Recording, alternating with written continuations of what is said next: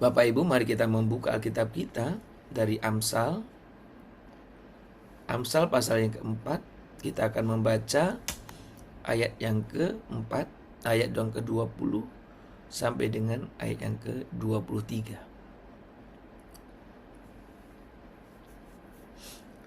Ayat yang ke-20 sampai 23 ya, dari Amsal pasal 4. Demikian bunyi firman Tuhan. Hai anakku, perhatikanlah perkataanku. Arahkanlah telingamu kepada ucapanku. Janganlah semuanya itu menjauh dari matamu. Simpanlah itu di dalam lubuk hatimu. Karena itulah yang menjadikan kehidupan baik bagi mereka yang mendapatkannya, dan kesempatan bagi seluruh tubuh mereka. Jagalah hatimu dengan segala kewaspadaan, karena dari situlah terpancar kehidupan. Saudara, pagi ini tema renungan kita adalah firman yang menata ulang arah hidup kita. Saudara, kemarin hari Minggu ketika saya menyampaikan firman Tuhan tentang bagaimana firman itu kita dibersihkan oleh firman untuk berbuah. Salah satu poin yang saya tekankan di sana adalah bagaimana kita membiarkan firman itu menata ulang kita dalam hidup kita. Apakah menyangkut prioritas termasuk arah hidup kita. Nah, saudara, pagi ini kita merenungkannya tentang lebih khusus tentang hal itu. Kalau kita membaca dalam Amsal 4 ini, Amsal 4 ini sebenarnya sedang tidak mengundang kita untuk sekedar merasakan firman. Bukan. Tetapi untuk menundukkan hidup di bawah otoritas firman. Dikatakan di sana, perhatikanlah perkataanku. Arahkanlah telingamu kepada ucapanku. Janganlah semua itu menjauh dari matamu. Memang secara jenis sastra, Amsal merupakan sastra hikmat. Tetapi kita menyadari betapa hikmat dalam Israel, termasuk hikmat dalam Alkitab kita, itu tidak bisa dipisahkan dari Allah. Karena orang yang berhikmat, yang disebut hikmat adalah ketika orang memiliki relasi dengan Allah. Maka permulaan hikmat dikatakan takut akan Tuhan. Saudara, maka ketika kita berbicara tentang kebenaran firman ini, kita tidak hanya diajak untuk merasakan firman, tetapi kita menundukkan hidup di bawah otoritas firman. Memang sepertinya nada teks ini bersifat perintah. Ya, nada teks ini bersifat perintah. Perhatikanlah, arahkan telingamu, jangan menyimpang, jagalah. Semua itu dalam bentuk perintah. Nah, kalau kita kaitkan dengan status kita sebagai orang percaya, sebagai murid Kristus, firman ini adalah bahasa yang digunakan, bahasa pembentukan murid. Bukan penghiburan rohani, tapi pembentukan. Saya dan saudara sebagai murid Kristus mau dibentuk, diarahkan. Perhatikan, arahkan telinga, jangan menyimpang.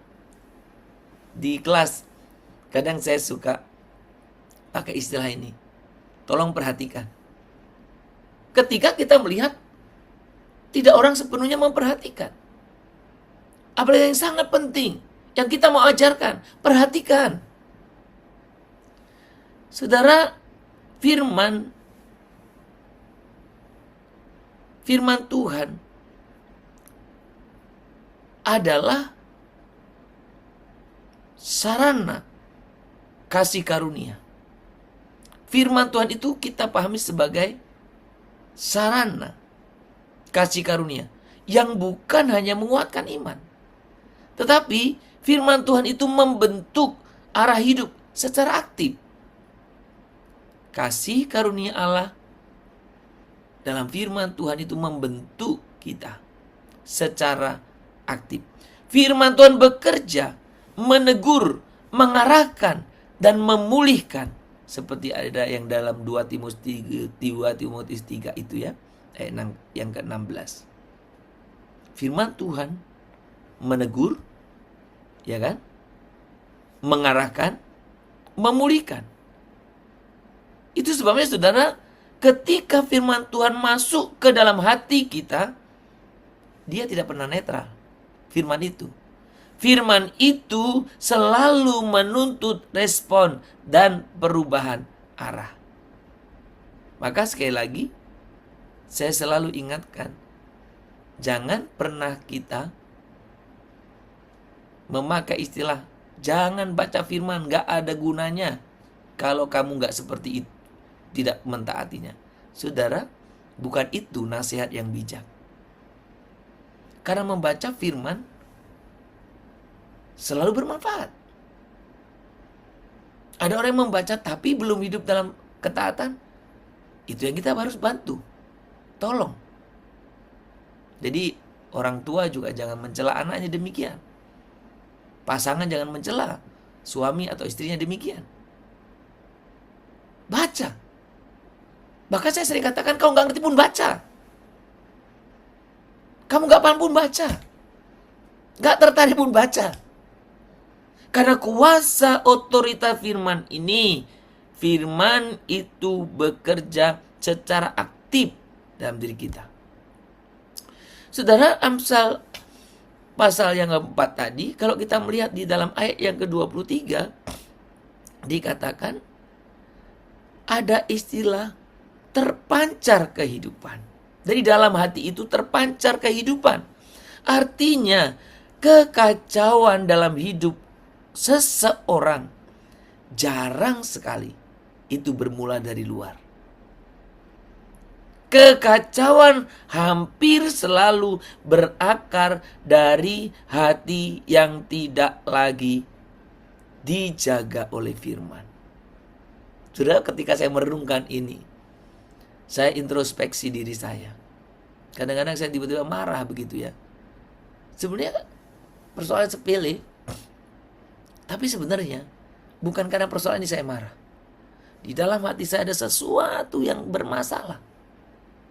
Ada sesuatu yang saya tidak suka. Ada kemarahan dalam hati ini sebenarnya. Maka ketika ada sesuatu di luar yang tidak sesuai dengan hati saya, itu pemicu saja. Penyebabnya sendiri bukan itu. Penyebabnya sendiri dalam hati. Saudara, karena ketika hati kita baik-baik, orang buat apapun kita maklumi, bisa. Kita bisa memakluminya. Jadi saudara, hampir seluruh apa yang terjadi dalam hidup kita itu disebabkan dari dalam hati kita. Hati yang tidak lagi dijaga oleh firman. Nah, ketika firman hanya singgah di telinga, tetapi tidak menetap di hati, maka keputusan, relasi, dan tujuan hidup kita perlahan pasti kehilangan orientasi ilahi. Ada tujuan? Iya, tujuanmu, tujuan saya. Kita kehilangan tujuan ilahi. Kita kehilangan tujuan yang harusnya menjadi tujuan kita. Saudara, disinilah firman Tuhan melakukan karya yang sering tidak nyaman. Apa itu? Menata ulang kompas hati kita. Menata ulang hati kita, arah hati kita. Firman menyentuh motivasi yang tersembunyi, membongkar pembenaran diri, dan menyingkap arah yang tampak benar, tetapi berbeda sebenarnya menjauh dari kehendak Allah. Sudah, hati-hati, jangan tertipu oleh sesuatu tujuan yang sepertinya benar, padahal itu tidak sejalan dengan kehendak Allah. Sepertinya benar, tapi itu membawa kita semakin jauh dari kehendak Allah. Saudara,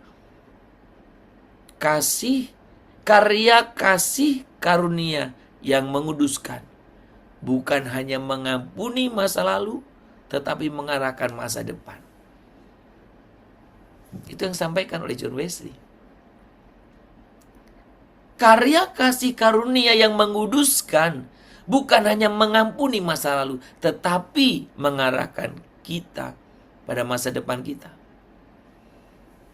Saudara, firman Tuhan tidak sekedar berkata, engkau dikasihi. Bukan. Tetapi firman Tuhan juga berkata, inilah jalan, berjalanlah di dalamnya. Saudara, saya selalu membuat hati saya bergetar ketika menyanyikan bridge dari firman-Mu Tuhan, berita bagi kakiku, janji-Mu terang bagi jalan-jalan. Di dalam bridge itu dikatakan apa? Rancangan-Mu di atas jalan-Mu di atas jalan-jalanku, rancangan-Mu melebihi rencanaku, melebihi rancanganku. Dan saya dan saudara diharuskan berjalan di sana. Jalan-Mu di atas jalan-jalanku, rancangan-Mu melebihi rancanganku. Saudara, biarkan kita mengikuti rancangan Tuhan itu. Biarlah kita berjalan di dalam jalan firman itu. Firman membimbing kita dari iman yang reaktif menuju iman yang terarah. Bukan hanya reaktif, tapi menuju iman yang terarah. Dari kehidupan rohani yang emosional menuju kehidupan rohani yang taat dan berbuah. Saudara, apakah firman sedang mengoreksi dan mengarahkan ulang hidup kita hari ini? Saudara, jangan selalu bertanya, apakah firman menghiburku hari ini? Tapi tanyakan, apakah firman sedang mengoreksi dan mengarahkan ulang hidupku hari ini? Saudara, kiranya Tuhan memampukan kita untuk kita boleh ditata ulang oleh firman Tuhan, sehingga hidup kita terfokus sesuai dengan arah atau tujuan ilahi dalam hidup kita. Selidiki aku, lihat hatiku, apakah ku sungguh mengasihimu, Yesus, Kau yang Maha Tahu dan menilai hidupku. Tak ada yang tersembunyi bagimu. Selidiki aku, amin. Lihat hatiku, apakah ku sungguh mengasihimu, Yesus, Kau yang Maha Tahu dan menilai hidupku. Tak ada yang tersembunyi bagimu. Tak ada yang tersembunyi bagimu.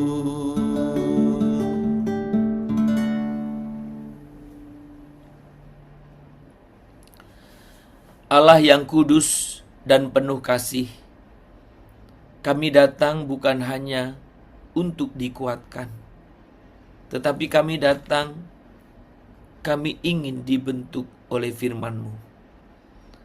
Tegurlah kami ketika arah hidup kami menyimpang. Lembutkan hati kami ketika Engkau mengoreksi. Dan tuntunlah langkah kami agar selaras dengan kehendak-Mu. Jagalah hati kami ya Tuhan dengan firman-Mu, supaya dari dalam hati kami, dari dalam diri kami terpancar kehidupan yang memuliakan nama-Mu dan memberkati sesama kami. Dalam nama Yesus Kristus, Tuhan dan Juru Selamat kami berdoa.